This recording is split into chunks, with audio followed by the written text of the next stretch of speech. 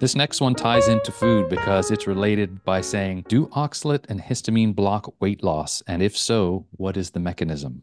Now, I don't know the mechanism. I wish I did, but it's very interesting that a lot of people who are dealing with oxalate will have either weight they can't lose or weight they can't gain. Oxalate is messing somewhere in perhaps some of the hormones that govern satiation and also how we use calories. Like if insulin's high, we may be storing calories in a way that we wouldn't normally. If insulin is lower, we may not be able to get sort of access to some of these calories, or we may be sort of wasting them. So I'm not sure exactly how this works, but what I can say is that on the trying low oxalate support group, we get a lot of people who report as they start to lower oxalate, they cannot get full. And so there's some disruption there of satiation, or maybe the body is saying, "Oh, we need nutrients, we need nutrients, we need," because there's all sorts of work going on to try and handle the free radical, peroxidative,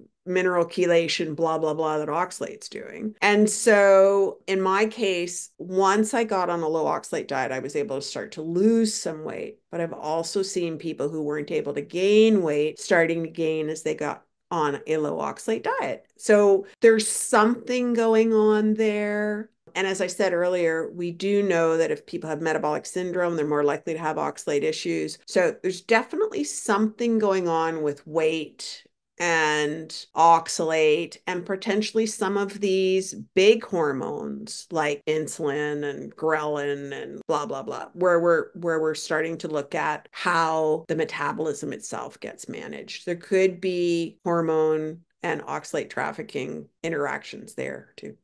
What I found was a lot of people, and we've been talking about dairy, that slowed down on the dairy because it's so delicious and there is the casomorphines in there and it can become very addicting that people, when they go carnivore, and especially if they're high oxalate like ourselves, I was like, oh, yay, I can tolerate dairy again. I'm going to just go at it. But dairy itself is meant to put on weight on young cows, and it can cause us to gain weight quite rapidly if we're not careful with our dairy intake, can't it? Yeah, and there is those opioid receptors in the gut. So for some people, dairy will also cause motility to slow down. So dairy can have lots of really interesting effects that we may want to think really carefully about how much of it we consume.